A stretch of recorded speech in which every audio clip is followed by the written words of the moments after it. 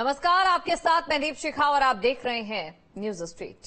इसे ही कहते हैं खाया पिया कुछ नहीं, ग्लास तोड़ा 12 आना। यानी कि अपने ही बयान से अपना नुकसान कर डाला। कभी पूर्व प्रधानमंत्री रहे राजीव गांधी के तकनीकी सलाहकार सैम पित्रोदा ने बयानबाजी कर चुनावी माहौल में बीजेपी के हाथ में एक मुद्दा थमा दिया और फिर हमलों में ऐसे घिरे कि उन पर ही कहर टूट पड़ा। इंडियन ओवरसीज कांग्रेस के अध्यक्ष पद से इस्तीफा देना पड़ा क्योंकि कांग्रेस ने उनके बयान से किनारा कर लिया था। सिर्फ पित्रोदा ही नहीं, दूसरे दलों में भी कई ऐसे बयान बहादुर हैं जो बोलने से नहीं चूकते और उसका नुकसान पार्टी को उठाना पड़ता है। देखिए खास पेशकश महाभाषण 3.0।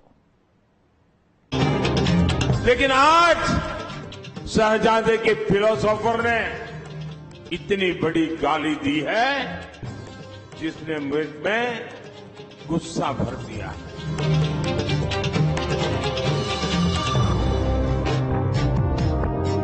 Where people on east look like Chinese, people on west look like Arab, people on north look like, maybe white, and people in south look like Africa.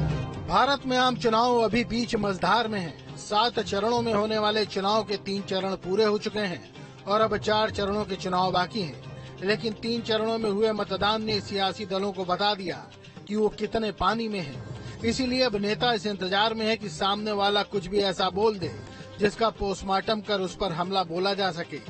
और इसके ताजा शिकार हुए हैं इंडियन ओवरसीज कांग्रेस के अध्यक्ष सैम पित्रोदा।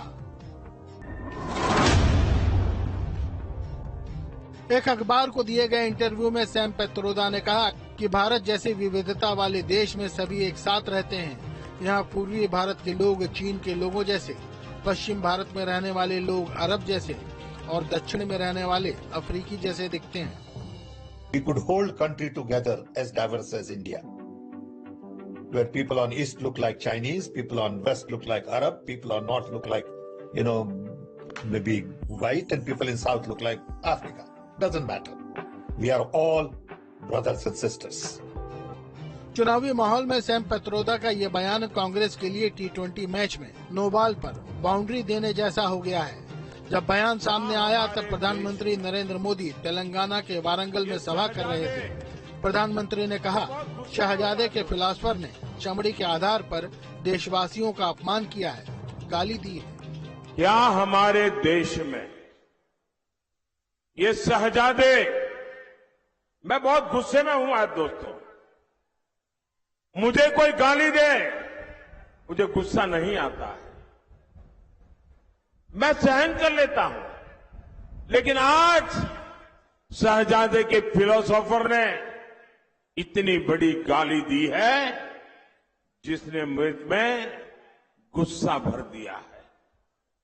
कोई मुझे बताइए, क्या मेरे देश में चमड़ी के रंग के आधार पर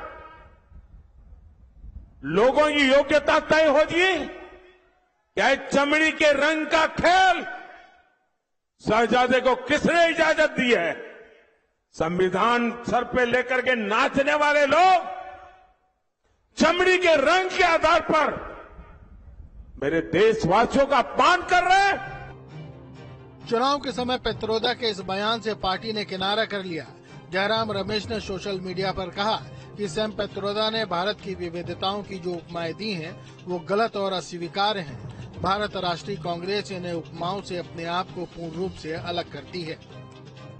लेकिन कांग्रेस के नेता कहते हैं कि ये मुद्दा नहीं है कि सैम ने क्या कहा, इससे भी बड़े मुद्दे देश में हैं, उन पर भी बात होनी चाहिए।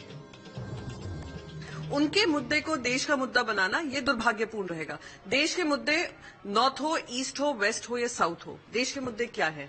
आज देश का हर तरफ से जो युवा है बेरोजगार है, हर तरफ से महिला प्रताड़ित है, हर तरफ से जो पिछड़ा हुआ वर्ग है वो उम्मीद में जो बैठा हुआ था कि उनके अभी अच्छे दिन आएंगे, वो अच्छे दिन उनको मिले नहीं है। भ्रष्टाचार चरम सीमा पर है।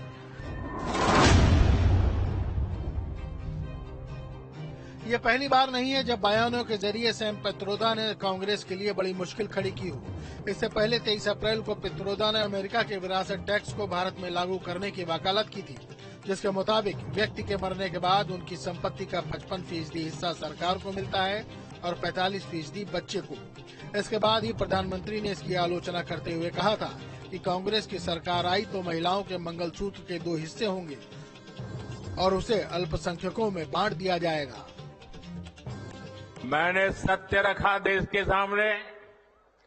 कांग्रेस आपकी संपत्ति छीनकर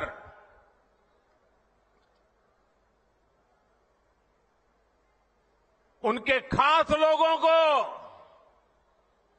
बांटने की गहरी साजिश रचकर बैठी है। 2-3 दिन पहले मैंने कांग्रेस की इस वोट बैंक की राजनीति, तुष्टीकरण की राजनीति का पर्दाफाश किया था।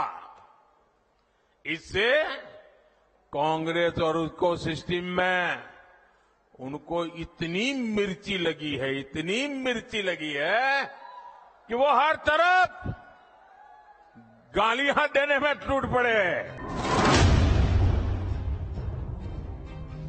पित्रोदा 2019 के चुनाव के दौरान भी सिख दंगों पर उल जलूल बयान देकर फंस गए थे। दरअसल बीजेपी ने 1984 के सिख विरोधी दंगों के लिए राजीव गांधी को मास्टरमाइंड कहा था और राजीव के सहयोगी रहे पित्रोदा ने कहा था कि 84 में जो हुआ तो हुआ, आपने 5 साल में क्या किया। उस वक्त भी कांग्रेस ने इस बयान से किनारा कर लिया था और सैम को माफी मांगनी पड़ी थी। पित्रोदा ने 6 अप्रैल 2019 को बयान दिया था कि मिडिल क्लास को ज्यादा टैक्स देने के लिए कमर कस लेनी चाहिए। तब कांग्रेस पार्टी को सफाई देनी पड़ी थी कि वो सत्ता में आई तो मिडिल क्लास पर कोई अतिरिक्त बोझ नहीं बढ़ाएगी।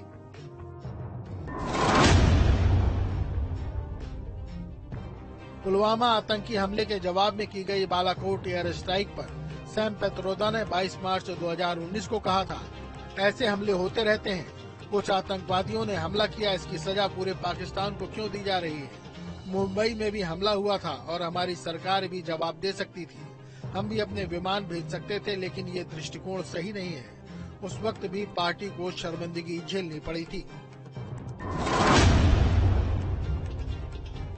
जून 2018 को पित्रोदा ने राम मंदिर पर बयान देते हुए कहा था कि भारत में बेरोजगारी, महंगाई और शिक्षा जैसी समस्याओं के बारे में कोई बात ही नहीं करता। हर कोई राम, हनुमान और मंदिर की बात करते हैं। मंदिर बनाने से आपको रोजगार नहीं मिलेगा। जाहिर है ऐसे बयान हिंदू भावनाओं को आहत करते हैं। और 2024 के चुनाव में राम मंदिर को लेकर समाजवादी पार्टी के राष्ट्रीय महासचिव राम गोपाल यादव भी बिना बोले नहीं रह पाए और उन्होंने कह दिया कि राम मंदिर का नक्शा ठीक नहीं है, वो मंदिर बेकार का है, मंदिर ऐसे नहीं बनता है। फिर क्या था, मंदिर पर टिप्पणी आई तो मुख्यमंत्री योगी आदित्यनाथ की भौहें तन गईं।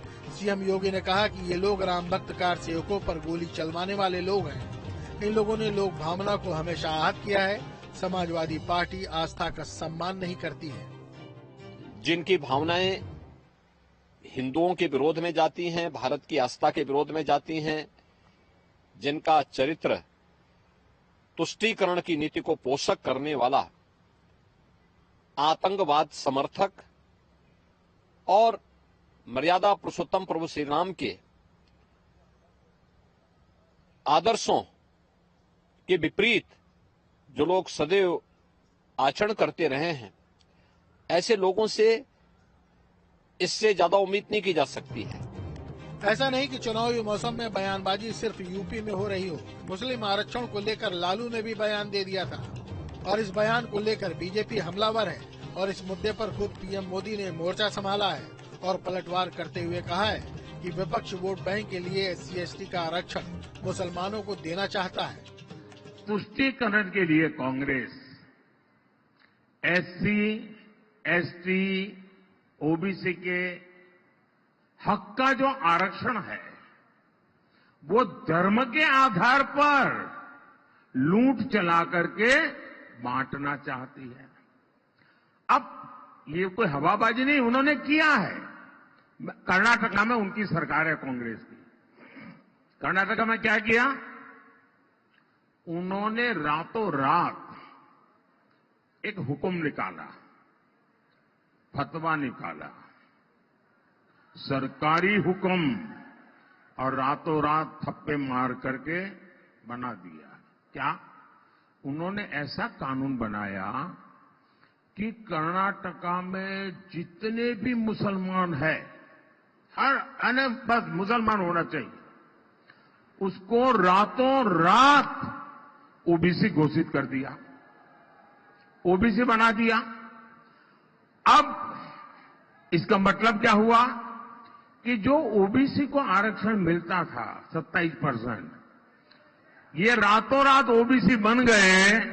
तो उन्होंने ऐसा डाका डाला कि जो पहले से जो ओबीसी है उनके नसीब में था वो भी आधे से कम हो गया। मुस्लिमों का आरक्षण पर मोदी बोल चुके तो बारी योगी की थी। उन्होंने भी अपने दिल की बात कुछ इस तरह से की। देखिए, समाजवादी पार्टी हो या कांग्रेस, इन दोनों का जो चरित्र है यह हिंदू विरोधी है और राम विरोधी है। जाकी रही भावना जैसी, प्रभु मूरत देखी तिन तैसी।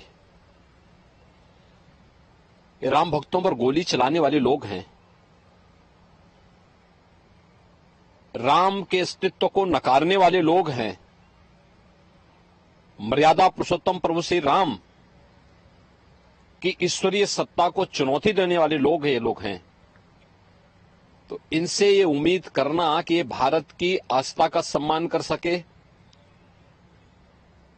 भारत के राष्ट्र नायकों का सम्मान कर सकें, आजादी के आंदोलन में जिन क्रांतिकारियों ने, महान स्वतंत्रता संग्राम सेनानियों ने अपना योगदान दिया था, उनके प्रति श्रद्धा का भाव रख सके, ये अपने आप में एक, इन लोगों से उम्मीद करना ही अपने आप में बेईमानी है। तो बयानबाजी में चुनाव के मौके पर नेता की जुबान भी बेलगाम हो जाती है। कांग्रेस विदेश में बसे अपने नेता सैम पित्रोदा के बयान से किनारा कर रही है, तो समाजवादी पार्टी अपने बड़े नेता के बयानों से बचाव में जुटी है। और सीन कुछ इस तरह का बन रहा है कि बीजेपी के हाथों में खुद विपक्ष के बड़े नेता आकर अपने बयानों से कोई न कोई मुद्दा थमा जाते हैं और बीजेपी विपक्ष पर उन्हीं मुद्दों का बम फोड़कर जश्न मनाती है। चुनाव के 4 चरण बचे हैं, लिहाजा अभी बहुत कुछ कहना और सुनना बचा हुआ है। Team news state.